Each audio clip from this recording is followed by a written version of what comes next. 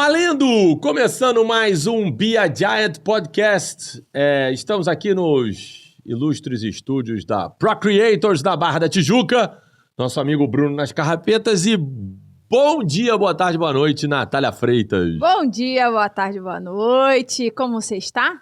Eu tô bem. Que bom. Botou seu boné do Botafogo? Botei o boné do Botafogo. O momento não é bom. Enquanto gravamos esse episódio, o momento não é bom. Estamos, inclusive, sem técnico nesse momento, quando gravamos esse episódio. Coincidência que nós vamos falar hoje de um técnico. Vamos falar de técnico hoje? Olha só. Não, História boa essa. Vocês, vamos falar de técnico. Vamos falar de futebol. Por que será?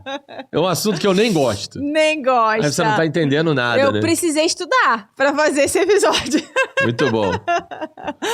Vamos lá, vésperas de Copa do Mundo. Faltam agora, quando esse episódio vai pro ar, uns 60 e poucos dias, ou menos, Isso, talvez, pra Copa do Mundo, né? Isso aí. Eu espero estar na Copa. Tô trabalhando pra isso. Isso aí, focadão. Muito bem. Mas vésperas de Copa do Mundo, né? Estamos aí, todo mundo, expectativas ou não sobre a seleção brasileira. Depois você pode comentar aí suas expectativas sobre a seleção brasileira. Mas nesse episódio nós vamos falar um pouquinho dos estilos, né? De técnico e como isso se correlaciona aí com o empreendedorismo. Você, um dia desses aí, a gente teve um corte que você não tava falando meio mal aí da CBF. Dei porrada no Ancelotti. Como é que é isso? Na verdade, eu não dei porrada no Ancelotti, eu dei porrada na CBF. Criticando a CBF pela lentidão na escolha de um técnico. Foi bom o episódio, o vídeo foi bem... Ele desenvolveu bem o vídeo, foi bom eu falar mal da CBF. E a verdade é que o ponto todo agora é entender, né? E aí? Valeu a pena, né, a CBF ter esperado essa história toda para ter o Ancelotti como técnico? Não sabemos ainda, né? Vamos saber depois, porque eu acho que depende muito... futebol é resultado, né? Então vamos depender do resultado. O Ancelotti tá se mostrando um bom técnico. Ele tem um estilo de liderança diferente do que a gente no Brasil está acostumado. Ele é muito próximo, o estilo de liderança dele, muito próximo do Tite. O Tite é parecido com ele, né? E acho que talvez por isso o Tite tenha ganho vários títulos e tal. É um time vencedor, mas não teve sucesso na Copa do Mundo. Já o Ancelotti, como técnico, ganhou tudo e mais um pódio por onde ele passou, né? Vem com muitas credenciais aí da... Não, cara, é um cara que é o único técnico do mundo que ganhou o campeonato nas 5 principais ligas do mundo. Inglaterra, Espanha, Itália, França e Alemanha. Ele foi campeão em todas essas 5. É o único que ganhou o campeonato. Acho que ele é um cara bom. Acho que ele deve ser bom, né? Vem com bastante depoimento, provas sociais, né? Exatamente. O cara é bom. O pessoal fala muito do Guardiola, né? Mas ele é impressionante, né? Ele foi campeão onde foi. E esperamos que ele consiga ganhar também na seleção brasileira. Mas tomei muita porrada. Porque a CBF não... De novo, né? Acertou? Não sei. Eu dei porrada. Eu não demoraria o tempo todo que a CBF demorou para escolher um técnico. Então, eu queria pegar esse ponto aí. Você acha que, trazendo já um link aí com o empreendedorismo, né? Quando a gente tem que tomar uma decisão importante, tipo, quem vai ser o técnico da seleção brasileira? Parece ser uma decisão relevante para a CBF, né? Sim. Tipo, quem vai ser o presidente da minha empresa, ou quem vai ser, ou talvez um cargo muito de confiança, né? Você acha que é mais importante a agilidade na decisão ou essa coisa de esperar para ter a pessoa certa, sei lá, ou, enfim, conseguir contratar um nome de peso? É uma decisão difícil, né? É no momento de decisão que o nosso destino é traçado, né? Então, não é fácil tomar uma decisão como essa. Eu acho que você precisa ter muita convicção das suas crenças, dos seus valores para tomar uma decisão e decidir, né? Ou saber se você vai priorizar velocidade ou o que você acredita, né? As suas crenças e os valores que você acredita para trazer a pessoa que você acha que vai estar certa para aquilo. Acho que a CBF tinha elementos suficientes e força suficiente para brigar para trazer o Ancelotti antes. E a CBF não usou isso. A CBF é a CBF, cara. É a seleção pentacampeã do mundo. É a maior seleção do mundo de futebol. Sim, se o cara vai ficar fazendo, desculpa o termo, cu doce pra vir jogar na seleção brasileira, pra ser o técnico da seleção brasileira, manda ele pra puta que pariu. Eu acho que a CBF não usou isso. A CBF se colocou numa posição de inferior nessa negociação entre Ancelotti, Real Madrid e seleção brasileira. A gente não botou o peso na mesa. A gente não botou dizendo o seguinte, cara, olha só, você não tá vindo jogar num time da esquina. Você tá vindo ser o técnico da maior seleção do mundo. E a gente tá te fazendo um convite. Não quer aceitar? Não aceita. Agora não fica fazendo esse rame-rame, entendeu? Mas isso sou eu. Talvez o presidente da época, e agora o novo, tenham entendido que valia a pena esperar pelo Ancelotti e entrar numa negociação entre ele, Real Madrid e tudo, para que a coisa acontecesse desse jeito. Eu não faria. Acho que teria um outro jeito de fazer essa negociação. Por quê? Porque você tirou tempo do Ancelotti de preparo. Então, ele aceitou, agora é problema dele. Porque ele teve o tempo dele encurtado para jogar uma Copa do Mundo, que é a maior competição de futebol do planeta, e é a primeira vez na história que a gente tem um técnico gringo na seleção brasileira. Então, a gente até tá brincando, a gente não sabe se a Itália vai pra Copa. Mas o Ancelotti aí tem um italiano na Copa, pelo menos. Então, eu acho que agora que ele topou é problema dele. Mas eu talvez não toparia no caso dele, porque ele não vai ter tempo, ele não tem tempo hábil de chegar no resultado. A única coisa que eu acho que não vai ser justa é se nem ele, nem a CBF, se o Brasil por acaso não ganhar a Copa do Mundo, que na minha visão é o provável que aconteça, não porque o Ancelotti não é bom, não porque a gente não tem elementos para jogar, não porque a gente não tenha jogadores. De novo, o Brasil talvez tenha o maior celeiro de futebol e de jogadores do mundo.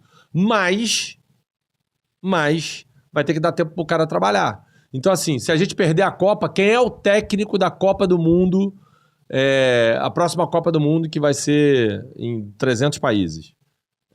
Vai ter um monte de gente lá. Espanha, Portugal, Marrocos, Argentina, Uruguai e Paraguai. Você sabia disso? Não. Não, sabia a próxima Copa do Mundo... É tipo América do Sul e Europa. Um negócio bizarro. Uma integração muito boa, né? Exatamente, que vai fazer 100 anos da primeira Copa do Mundo, Entendi. 2030. E aí eles vão fazer um jogo, pelo menos um jogo... Eles queriam que a Copa fosse na América do Sul, fosse no Uruguai, para repetir, ser a primeira Copa do Mundo foi no Uruguai. Então eles queriam repetir. Então vai ter um jogo no Centenário, que foi o estádio do primeiro jogo da primeira Copa do Mundo, depois de 100 anos. Então vai ter esse rolê. Mas importa. Voltando. O técnico do Brasil para a próxima Copa do Mundo 2030 é Carlo Ancelotti. Se não for, é sacanagem. Então eu acho que... E ele tem que estar combinado com isso. E ele tem que saber disso. E ele tem que fazer isso. Porque tem que dar tempo pro cara trabalhar. Porque se a gente tiver um insucesso na próxima Copa do Mundo, a desculpa tá pronta, né? Pra ele, pra CBF, pra todo mundo. Não consegui porque não me deram tempo pra trabalhar. Todo mundo sabia dessa porra agora. Aceitou, topa. Tem que ganhar, meu amigo. Isso aqui é a seleção brasileira. Entendeu? Acho que esse é o ponto. Esse é o jogo. Então acho que a CBF demorou nesse sentido. Ninguém tá julgando o mérito do Carlo Ancelotti medir. Então, medindo os prós e contras de tomar uma decisão rápida e uma decisão mais consciente, eu não sei o que está por trás da decisão da CBF. Mas se a CBF tomou a decisão visando um projeto de médio e longo prazo, talvez eu possa até ter sido precipitado na minha crítica à CBF a demora na escolha pelo Ancelotti. Agora, se ao final da Copa do Mundo tirar o Ancelotti, aí ela claramente fez merda, né? Se o Brasil foi eliminado na primeira fase, pouca chance disso acontecer, acho remota a possibilidade. Mas enfim, cara, não tem como o Ancelotti ficar, né? E a pressão, tem um cargo pressionado, é o técnico de futebol. Técnico da seleção brasileira, então. Meu Deus. Show de bola. Nessa sua fala já me surgiram 2 perguntas aqui. Vamos tentar ir separando para a gente poder ir evoluindo. A primeira é quando você falou: a CBF podia ter ido lá e botado banca. Pô, eu sou a CBF e tal. Eu acho que quando eu já trabalhei em grandes corporações, você também. Então, quando a gente está numa empresa gigante, uma multinacional, existe muito essa coisa do poder de barganha, né? Sim. Você traz o melhor CEO, você traz o melhor executivo. Mas e quando a gente está numa micro, média, pequena empresa e a gente talvez não tenha essa barganha, né, de fazer uma proposta de contratação para o melhor executivo para aquela função? Como você acredita que na realidade do empreendedorismo essa coisa da contratação correta a gente deveria medir, né? A gente faz uma proposta para uma pessoa que a gente, sei lá, tenha um nome, tem uma história, tem uma bagagem, ou é meio que aceita quem aparecer e vamos embora? Não, de jeito maneira. Você não deveria aceitar de jeito nenhum alguém que tá isso. É difícil, né? É uma equação difícil. Mas você tem que chegar... Geralmente, quando você vai contratar alguém e tal, etc., você tem que... São 2 coisas, né? Primeiro, tem um aspecto financeiro, mas tirando o aspecto financeiro de lado, por um momento, apesar dele ser importante, acho que o principal ponto nesse jogo, para mim, é cultura e valores, né? Assim, você vai contratar o cara para ter cultura e valores parecidos com o seu, o cara que está afim de fazer aquele negócio girar, a roda acontecer, tá querendo fazer a empresa crescer, tá fazendo a empresa girar. O cara que vê em você potencial para ele crescer junto, né? Para as coisas que a gente vai fazer junto, né? Então, assim, não é nem só dinheiro, e às vezes um projeto bem desenhado, né? Meu exemplo de quando eu saí da Estácio e fui para o Esporte Interativo, eu fui para ganhar menos. Como assim você foi para ganhar menos? Eu fui para uma perspectiva de futuro onde eu tinha um potencial de ganho maior, porque eu ia virar sócio da empresa, é claro, mas era um futuro. Sim. Fui para ganhar menos no curto prazo, do ponto de vista de salário, etc., no final do dia. Mas eu queria trabalhar muito naquele ambiente, eu queria muito trabalhar naquela cultura, eu queria voltar a trabalhar com esporte, eu queria viver aquilo pra caramba. Eu falei assim, cara, isso aqui me motiva, isso aqui é um negócio que eu quero fazer. E eu fui. Então não é só salário, não é só dinheiro. Eu acho que projetos fazem pessoas a se movimentarem e a se motivarem, entendeu?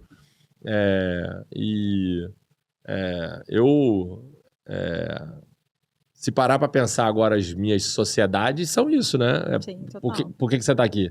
Né? Assim, ainda não é pelo dinheiro, né? Ainda não é pelo dinheiro. Tomara que a gente está caminhando para isso, está trabalhando para isso. Mas assim, a gente tá junto porque a gente vê projeto, valores parecidos, crenças parecidas. A Bruna é a mesma coisa, a Mene é a mesma coisa, o Sei é a mesma coisa, o Cadu é a mesma coisa, o Guido é a mesma coisa. São os meus sócios, né? As pessoas que estão juntos nos negócios que eu tenho. É isso. São pessoas que acreditam nas mesmas coisas, os mesmos valores e querem ter projetos de vida parecido, buscando coisas parecidas, né? Naquilo que tange a vida empresarial e tal, etc. Acho que é isso.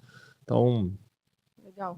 Tem jeito de trazer pessoas de outro pessoas jeito. boas, que não seja só pelo dinheiro, né? E não precisa ser a Ambev ou a Globo, né? Para pegar os nossos exemplos. Exatamente. E a outra coisa que você falou que eu achei bem interessante, que é essa coisa do dar o tempo para o resultado aparecer, né? Porque às vezes a gente contrata uma estrela ou uma pessoa que, ainda que não seja uma estrela, porque a gente não é a Ambev nem a Globo, mas uma pessoa que a gente vê, nossa, essa pessoa tem credenciais, já teve resultado, mas a gente quer que ela entregue resultado rápido, né? Sim. E aí, qual seria, tipo, um timing, ou se existe ou se não existe, de maturação, tipo, de uma liderança? É uma boa pergunta. E primeiro você tem que entender o que está acontecendo no dia a dia, né? Eu acho que, para pegar o caso do Ancelotti, me parece que ele está fazendo boas escolhas. Eu não concordo 100% com a convocação dele em algumas coisas, mas ninguém vai concordar 100% com a escolha de ninguém, né? Principalmente quando se fala de seleção brasileira. Mas, enfim, ele parece que é um cara, pelo que eu vejo e tenho acesso de bastidores, que conquista o grupo. Ele é um cara que tem uma liderança importante E já mostrou resultados passados e já tem resultado suficiente para mostrar que ele é um cara vencedor. E se ele já ganhou em todos os lugares, não tem por que não acreditar que ele não possa ganhar na seleção brasileira. Material humano ele tem. Então, eu acho que a gente precisa entender se aquele cara teve tempo suficiente para poder gerar aquele resultado, que às vezes a gente não tem o tempo, a gente precisa que aquilo seja resolvido naquele ponto, né? Tem muito executivo... É uma emergência. Tem muito executivo que ele é contratado para fazer turnaround, contratado para fazer mudança. No mundo corporativo existe essa expressão, turnaround. Turnaround. O que é? Vai fazer a mudança na empresa. O cara é contratado para recuperar, trazer a empresa, voltar... Pronto-socorrista das empresas. Exatamente. É o médico intensivista. Ele tá lá no CTI para fazer o negócio. Então ele entra, resolve, bota a empresa num outro ponto operacional, capaz de caminhar para próximas peças. Bom, traz agora o cara que vai tocar a empresa daqui para frente, porque esse cara não é o cara que vai fazer isso. Sim. Porque a vida dele, o negócio dele é até aqui. E tem profissionais que dizem, cara, esse cara tem capacidade para gerar resultado. Eu acho que depende de cada área, de aonde, em que ponto você está contratando, em que área você está contratando. Mas olhando para um líder, cara, você primeiro, pelo menos um ciclo inteiro você precisa dar para a pessoa. Né? É óbvio que se ela estiver cometendo desvio de condutas e valores, aí é outra coisa. Né? Aí você não tem como fazer diferente. Você precisa encerrar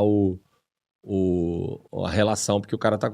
outro problema. Agora, o cara tá batalhando, correndo atrás. O resultado ainda não chegou, mas você tá vendo que ele tá na direção correta, mesmo que o ciclo inteiro ainda não tenha passado, deixa ele rodar. Quando o ciclo passar, e aí você faz uma reavaliação. Então, não contrataria um CEO para ficar menos de um ano. Cara, assim, você não deu um ciclo pro cara, contrata o cara 1 ano. É o caso que você, por exemplo, né? A CBF errou porque trocou de... o Ramon, o Fernando Diniz e o Ancelotti. Pô, assim, pra quê, né? Não deu tempo pro Ramon, não deu tempo pro Ancelotti, pro Fernando Diniz e não deu tempo pro Ancelotti. O errado foi porque eles sempre quiseram o Ancelotti e não forçaram a barra para trazer o Ancelotti lá atrás. E aí foram tentar criar remendos para esperar o Ancelotti. Essa é a verdade da lógica da seleção brasileira, né? Que é um horror isso. Eu não teria feito, né? Eu teria forçado a barra para trazer o Ancelotti lá atrás. Mas dado que a gente trouxe o Ancelotti, que é um cara claramente vencedor, claramente tem capacidade e tal, ele teria que passar o ciclo. Então entraria de uma Copa do Mundo para outra. As nossas seleções de vôlei, eles fazem muito bem isso. Sim. Apesar da gente parecer que a gente está com o Zé Roberto Guimarães... Aparecer não, é a verdade. Há 30 anos. A gente está com o Zé Roberto Guimarães e o Bernardinho. Desde que eu comecei a assistir televisão, era o Zé Roberto Guimarães e o Bernardinho. Mas todo fim de ciclo olímpico, CBV, CBV senta com o técnico da seleção feminina e da seleção masculina e reavalia a continuidade do trabalho para o próximo ciclo. Eu acho que os esportes olímpicos têm um pouco mais essa pegada, né? Porque é muito mais de... Ciclo, eles inclusive chamam de ciclo olímpico. É real. Então, você tem todo um processo de preparação até chegar ao ápice. E por que a gente não tem um ciclo de Copa do Mundo? Boa pergunta. Por que a gente não tem um ciclo de Copa do Mundo? Porque o futebol é um negócio, eu acho que é mais passional, mexe mais com a emoção e existe uma pressão maior popular e inclusive nossa de fazer as coisas acontecerem. Mas vamos pegar o caso tem 2 casos agora, pra gente não sair do futebol, que são muito legais, né? Antagônicos, e eu tenho começado a achar que é proposital. Abel Ferreira no Palmeiras. O Abel Ferreira no Palmeiras está há 6 anos, Brunão. Dá uma olhada aí pra mim. Acho que o Abel já tá 6 indo pro 7º ano de Palmeiras. E ele não ganha título todo ano. Né? Indo pra 6. Ele não ganha título todo ano. Mas no período de 6 anos agora, ele é o técnico mais vencedor da história do Palmeiras. Ano passado ele não ganhou porra nenhuma. Nada. Não ganhou a Copa do Brasil, não ganhou a Libertadores, não ganhou o Campeonato Brasileiro, não ganhou o Paulista. O Abel, ano passado, não ganhou nada. O nego falou, não, o Abel é nosso, vai ficar. Mérito da Leila Pereira. Aliás, eu já falei isso várias vezes, vou repetir. Leila Pereira para presidente da CBF. Ela vai agora sair da presidência do Palmeiras, finalmente acabou o período de reeleição dela, ela não pode ser reeleita presidente do Palmeiras de novo. E eu torço muito para que a Leila seja presidente da CBF. Primeiro porque é uma mulher. Porra, eu acho que ia ser do caceta a gente botar essa montoeira de Zé Ruela com uma mulher tendo que mandar nos caras todos. Eu ia achar o maior barato. Segundo, que ela entende do riscado. Ela sabe, ela tem uma convicção do que ela faz. Então eu acho isso do caceta. Então, consistência, né? Consistência pra caramba. Então eu gosto do jeito de gestão da Leila. Eu não concordo com uma porrada de outras coisas que ela fala. Mas isso eu acho que ela é bom do caramba. Então, E tem um outro lado oposto, que é o Flamengo, que é uma máquina de moer treinador. O Felipe Luiz acabou de ganhar a porra toda, perdeu 2 taças que não vale porra nenhuma, e nego fritou o cara. E fizeram a mesma coisa com o Dorival. E fizeram a mesma coisa... Qual é o outro, Brunão? Antes do Dorival? Renato, Rogério Ceni. Os caras, assim... Sabe o que eu acho que o Flamengo... É proposital. É proposital. Eu tenho a sensação que o BAP, que é o presidente do Flamengo, virou e falou assim, isso aqui é... O Flamengo... Eu vi que o negócio estava indo pro lugar errado. Pra mim não tem isso. Pra mim parece já que é o seguinte... quando o cara ganha... a sensação que eu acho que eles têm é que o técnico deveria entrar numa zona de conforto. Ganhei. Porra, ganhei. Pô, o Felipe Luiz ganhou a Libertadores e ganhou a Libertadores e o Campeonato Brasileiro. E ele falou, cara, tô bem, né? Pô, ganhei tudo, vou ficar aqui. Tá? Tô seguro. Não é se eu perder agora a Recopa Sul-Americana e a Supercopa do Brasil, que foi os títulos que ele perdeu, não vai acontecer nada. E ele tava na final do Carioca. E nego demitiu o cara. Então, a sensação que eu tenho é que é proposital. Ele diz o seguinte, o técnico... Eu tô fazendo uma leitura dos presidentes do Flamengo. O técnico do Flamengo tem que viver sob pressão o tempo todo. É uma outra cultura. É outra cultura. Mas a sensação que eu tenho... Não te parece isso, Brunão? Fala aí. É ou não? Porra, parece que o cara tem que viver na pressão o tempo todo. Tô falando pro Brunão é Flamengo. Tem que viver na pressão o tempo todo. Então, eu acho que é uma sensação que ele tem. Eu não gostaria de viver assim, mas é outro estilo de liderança, outro estilo de gestão. Por que a gente tava falando isso? Me perdi completamente agora no assunto. Caraca, caralho, entrei, me empolguei pra caceta. A pergunta era, qual que é o timing perfeito pra medir a liderança? Você falou um ciclo. Aí você foi dar o exemplo do Abel, que tá 6 anos. Que o ciclo tá sendo Flamengo, renovado. Que é moedor de treinador. Moedor de treinador que não dá tempo, porque lá eles entendem que o ciclo é curto. Não ganhou, não serve. Pressão o tempo todo, tem que estar sempre o tempo todo, porque o Flamengo tem que ganhar, porque tem que ser assim, tá, nananana. Eu não concordo com isso, eu prefiro o de estilo do Palmeiras. Mas se o Flamengo entende que é assim, que o Flamengo é o Flamengo e que precisa estar na pressão o tempo todo, beleza. Eu nem falo do Botafogo, porque o Botafogo tá numa situação, numa draga miserável. Mas assim... Nem liderança tem o Botafogo. Não, nesse momento tá sem técnico. Então assim, é isso, entendeu? Então eu acho que E o Botafogo é a Ambev ou é um médio empresário, assim, pra contratar um técnico? Não, o Botafogo nesse momento tá parecendo, sei lá, me diz um time...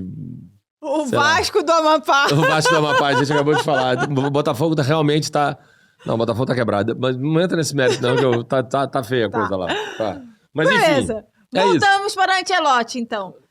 Aqui nas nossas pesquisas para esse episódio, que eu precisei estudar, diz o seguinte, muito curioso. O Ancelotti nunca pisou num gramado como jogador, ele não sabe nem chutar na bola no gol. Como é que é essa parada? Não, na verdade calma. O Ancelotti foi campeão por onde passou como jogador, ele jogou no Milan. Mas ele, hoje, não precisa chutar uma bola. Ele era craque de bola, jogava com a camisa... bem, pô. Ele jogava... Então eu interpretei errado, corta essa parte. Corta essa parte. Na verdade é o seguinte, ele jogou bola pra caramba, era um meio de campo sensacional, jogava no Milan. Seleção italiana e tal, etc. Muito bom jogador. Eu não sei se o Ancelotti chegou a ser campeão pela Itália como jogador. Se ele foi campeão do mundo pela Itália. Acho que não. Não lembro. A Itália foi campeão em 82 e depois em 2006. Acho que não. Acho que o Ancelotti não chegou a ser campeão. Mas, enfim. Não pela Itália? Pela seleção italiana? Ele foi campeão do mundo? Não, pela seleção italiana não. Não, então, é isso. Não foi campeão do mundo pela seleção italiana. O grande lance é o seguinte. O estilo de liderança do Ancelotti, a maneira como ele conduz as coisas... Eu não sei se você já reparou, já passou. O Ancelotti é um cara tranquilo. Tem um livro que chama Liderança Tranquila, né? Liderança Tranquila. Eu recomendo todo mundo que leia. Eu leio, obviamente, mais um livro que eu li, das várias biografias que eu tenho. O Ancelotti tem um jeito de gestão muito legal, assim, que eu acho que eu não conseguiria. Não é o meu, eu sou muito mais agitado, né? Ele é um cara que... a gente, nos estilos de liderança, diria que ele é um cara conforme, né? É aquele cara... tranquilo e tal, onde ele dá muita liberdade ao jogador. Os jogadores têm muita voz ativa com ele. Os jogadores conseguem dialogar com ele. E ele não precisa... A forma como ele lida, né, que é o livro dele, né, Liderança Tranquila, a forma como ele lida com os jogadores e com o ambiente... Primeiro, ele dá muito autonomia para o time dele fazer as coisas acontecerem. E ele monta e tem a convicção dele de algumas coisas muito claras de como o Brasil deveria jogar, a seleção deveria jogar, os times dele deveriam jogar. E ele consegue fazer isso funcionar. Então, ele não pisa no gramado, ele não precisa chutar uma bola, mas você claramente nota que os jogadores em campo e a comissão técnica dele fazem o que ele pede. Que ele tá muito alinhado. Essa capacidade que ele tem de tipo... Ele é meio um maestro, sabe? Vai, levanta... Você já viu, de vez em quando, ele tá na beira do gramado, é muito legal, porque ele tá machucando... Assim, é um estilo muito engraçado, né? Enquanto o Fernando Diniz grita, esbraveja, xinga e tal, o Ancelotti tá... na beira do gramado, mão no bolso, de chiclete. Ele tá sempre de chiclete na boca, o lado ansioso e nervoso dele que não parece. Como é que ele extravasa? É o chiclete. Então ele tá sempre de chiclete na boca, mas ele tá na beira do gramado e faz assim, ó. Aí ele assobia. Ele fala pouco. Ele tá na beira do gramado, às vezes ele senta, vai pro banco e tal, etc. Mas ele tá o tempo todo ali. De vez em quando ele chama 2, 3, chama no canto. Não, faz assim, faz assado. Ou seja, ele domina sem precisar ser autoritário, impositivo e nada disso, e colocando as pessoas nos lugares corretos, nas posições corretas. Eu acho que esse é o grande mérito do estilo de liderança do Ancelotti. Que eu gosto de ler, me espelho bastante, tento entender como ele faz, porque eu sou zero assim. Né? Eu não sou o cara tranquilo. Não vou dizer que eu sou um Fernando Diniz, porque eu não xingo ninguém, não brigo com ninguém e tal, mas eu sou muito mais elétrico, eu sou muito mais enérgico do que ele, né? Então, eu falo, grito, esperneio, mas eu quero fazer... se precisar, entra no campo e joga junto, Exato. Né? Na hora que não deu bola, eu vou dar um jeito de entrar no jogo. Se precisasse, eu entraria no jogo. Eu sou o cara que, inclusive, pra mim é um desafio, né? O meu estilo de liderança é um desafio. Porque a vontade que eu tenho deixa que eu faço. Deixa que eu faço. Então, pra mim, como ele é antagônico ao meu estilo de liderança, eu procuro muito ler para entender o comportamento dele e alguma coisa tentar espelhar, porque é uma forma de eu controlar o meu jeito mais enérgico de ser. Né? Uma das coisas que eu aprendi a fazer é dar feedback sempre sentado e sempre com a mão no bolso. Para quê? Para não gesticular, para não ficar... É porque a sua envergadura dá uma assustada, né? A Raquel que brinca, minha esposa, brinca dizendo que lá vem a Lula. Que eu fico, né, parecendo uma Lula, balançando meu braço, mas não sei o que. Muito bom. É isso, exatamente. Mas assim, eu acho, fazendo uma reflexão também, né, que essa coisa da liderança tranquila, não li o livro, né, mas... a gente conversando aqui, me parece ser mais madura, assim. Eu não sei se madura é a melhor palavra, tá? Porque eu acho que, às vezes, a gente, tô falando por mim, que a gente é muito parecido nessa parte, essa coisa do, não dá certo, deixa que eu faço. Também é um pouco dessa coisa do não dar o tempo, não Sim. esperar a pessoa desenvolver, né? A inconsistência ao delegar, porque delega, mas aí não deu certo, já pega de volta. Então... Sim, então, esse é o tempo ao tempo. É óbvio que o Ancelotti, ou técnicos de futebol, quando você vai para uma seleção brasileira, você seleciona o seu time, né? Então... É verdade, olha só. Né? Você tá ali... Você pode escolher quem você quiser. Você pode escolher quem você quiser. Se o cara quiser também, você escolhe quem você quiser. É diferente de você ser técnico do Botafogo. Pra não falar do Palmeiras e do Flamengo, assim.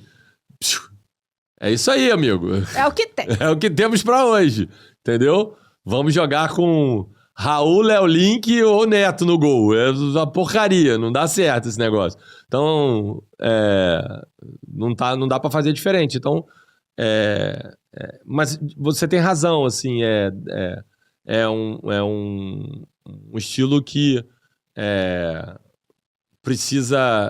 capaz de treinar mais, delegar mais, fazer a coisa acontecer. Não é fácil para quem não tem esse estilo natural, né? E perspectivas de Copa do Mundo, assim, vamos lá. O Ancelotti é um cara que fortalece o conjunto ou fortalece o talento individual? O Ancelotti é o cara que preza pelo conjunto para que o talento individual possa aparecer. Essa é a minha leitura, né, do estilo de jogo do Ancelotti. E ele sabe que na seleção brasileira, diferente na Itália, por exemplo, a Itália não tem isso, né? A Itália nunca teve assim, os grandes jogadores na seleção italiana, na Itália, na história da Itália, nunca foram grandes cobras, né? Aquele cara que diz, caraca, esse cara é um craque. Um Neymar. Não tem. Na Itália não tem. Não é o estilo de futebol da Itália. Tem um livro muito bom para quem gosta de tática. Na verdade, tem 2 livros muito bons. Tem um chamado A Escola Europeia, que fala sobre os estilos de montar times e tal, e o outro que se chama Pirâmide Invertida. Esse livro é fantástico, A Pirâmide Invertida. Ele mostra a evolução das formas de jogar, estilos de jogo do futebol. Que o time começava antes com 2 zagueiros e 5 centroavantes. É por isso que é a pirâmide invertida. Você começava assim, com pouca gente defendendo e muita gente atacando, e com o passar do tempo a pirâmide se inverteu. Você hoje defende com 5 e ataca com 2. Por isso que o nome do livro é Pirâmide Invertida. E ele fala dos estilos de jogo que tem. E ele fala do estilo da Itália, que é o que ele chama de catenaccio, que em italiano significa cadeado, que é tranca tudo, defende. Mas por quê? Porque a Itália não tinha mão de obra, talento no seu time para fazer a coisa jogar. O Ancelotti, olhando para a seleção brasileira, entendendo, e ele deu essa declaração na primeira entrevista que ele deu, foi o seguinte: cara, eu tenho no Brasil material humano. Eu tenho o Vinícius Júnior, né? Eu tenho o Neymar, eu tenho o Rafinha, eu tenho caras que são capazes de fazer a diferença no gramado, desde que a gente dê possibilidade, monte um esquema onde que eles possam jogar. Então, eu acho que é isso que ele está fazendo, né? Que eu acho que é o que a seleção brasileira sempre fez na história, né? 58, a seleção brasileira tinha um belíssimo time que jogava para Garrincha e Pelé brilharem. A mesma coisa em 62. Em 70, a gente tinha um timaço, talvez a melhor seleção que já existiu na história do futebol, que é a seleção brasileira de 70, mas Pelé é um espetáculo. Em 94, o time era meio modelo italiano. Defendia pra caramba, soltava Romário e Bebeto. E a gente deu certo, o Brasil foi campeão. Já em 2002, bicho, uma seleção que tem Rivaldo, Ronaldo e Ronaldinho Gaúcho, acho que tem um pouco de talento, né? É brincadeira o que a gente tinha. Então a seleção, e o Filipão teve essa habilidade de montar um esquema para deixar Ronaldo, Ronaldinho e Rivaldo brilharem. O Rivaldo, na minha opinião, inclusive, é um jogador subestimado. Porque o Rivaldo joga pra caceta, né? Mas é que ele tava com 2 Ronaldinho do lado. Exatamente. O nome do Ronaldinho, o apelido do Ronaldinho Gaúcho é bruxo. O cara faz o que ele quer com a bola. Então, assim, acho que o Ancelotti tá olhando para a seleção brasileira como quem diz, como é que eu monto uma seleção onde eu dê espaço e liberdade para que a criatividade do jogador brasileiro apareça, que a gente dê espaço para esse cara poder fazer a diferença no jogo. E aqui, para a Copa de 2026, nós estamos falando basicamente de Vinícius Júnior, né? Eu acho que é o fora de série que a gente tem nessa seleção brasileira. Tem uma chance do Vinícius Júnior dar um apagão e rolar um 7-1? Não, apagão do Vinícius, não. Do Acho que 7-1. o Vinícius já passou... Poucas e boas. O Vinícius é um cara experimentado. Ele joga no maior clube do mundo, que é o Real Madrid. Ele joga numa principal liga do mundo, jogando os principais campeonatos do mundo. E fora todos os casos de racismo, tudo que ele passou, tudo que é a pressão que ele tem na cabeça dele. Assim, a Copa do Mundo para ele é importante, ele quer ganhar, eu acho que é importante para ele, mas é um jogo, né? Eu acho que ele não... Inclusive, eu acho que faz parte do trabalho do Ancelotti não colocar essa pressão no Vinícius. Faz parte dele entender que é mais um jogo, que é importante, que ele não vai tirar a importância de ganhar uma Copa do Mundo, ele, Ancelotti, não pode tirar isso, mas que ele tem que dizer que, cara, é um jogo, é um campeonato e bola pra frente. Mas ele tem que montar um esquema capaz de fazer o Vinícius jogar. O Vinícius, o Rafinha, de alguma maneira. Mas a seleção tem...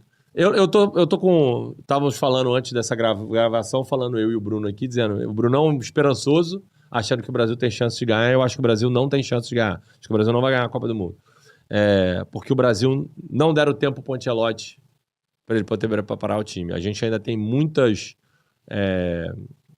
muita dúvida sobre como o time vai jogar, como é que ele vai se comportar. Tem muita gente machucada, tem muita gente que está na dúvida. Enfim, acho que ainda tem muita coisa para rolar. Então acho que o Brasil não vai ser campeão, mas não tem nenhuma seleção que eu diga assim, puta, tá despontando. Acho que tem chance, mas não diria que é favorita e acho que não vai ganhar. Mas torceremos. Estarei lá. Show de bola. É isso aí, vamos torcer, né? Que é o nosso isso. papel aqui de torcedor. Pra gente fechar esse episódio, Klaus, e a gente fazer uma ponte bem clara ali do Ancelotti com o empreendedorismo. Quais 3 pontos você destacaria do estilo Ancelotti que você fala assim, cara, isso aqui aplicado no empreendedorismo é top de linha? Montar uma equipe boa para trabalhar com você, para garantir que você delega e bota as melhores pessoas nas melhores funções para fazer acontecer. Acho que esse é um ponto importante. O outro é criar uma relação muito clara de confiança com o time, né? Onde ele dá tranquilidade para o time trabalhar, dá tranquilidade para as coisas acontecerem, e mesmo assim cobra resultado e faz a coisa acontecer de um estilo que não é o meu, de novo, mas eu acho que me agrada, é uma coisa que eu deveria buscar mais. E eu acho que o terceiro é não fugir da responsabilidade. Ele não terceiriza. Então, uma das coisas que eu acho que eu admiro no Ancelotti é ele não terceiriza. A culpa é minha, escalei errado, jogamos mal, perdemos. Não tem uma frase que eu brinco do Renato Gaúcho, né? Que hoje eu até tenho que dar abraço a torcer o Renato Gaúcho como técnico. Por onde passou, acabou ganhando e foi bem. Mas quando ele começou a jornada dele, era assim, né? Ele era o técnico, ele falava: eu ganhei. Nós empatamos. Vocês perderam. Só que vocês perderam, ele tá falando do time dele. Então, quando ele ganhava, era ele que tinha... Não, porque eu escalei fulano. Não, nós empatamos. Aí, não, eles perderam, é o time dele. Ele falou, eles perderam porque eles não fizeram o que eu mandei. Então, esse é um estilo que de liderança que eu não curto. Tirar o corpício fora. Tirar o corpício fora, né? Eu ganhei, quando eu ganho, eu ganho. Quando nós empatamos e perdemos. O Ancelotti não. O Ancelotti claramente a responsabilidade para ele não terceiriza. E ele sabe que o sucesso dele é fruto do trabalho e das coisas, das decisões que ele está tomando. Isso aí ele não foge. Isso é louvável pra caramba. Show de bola! Episódio entregue! Fui!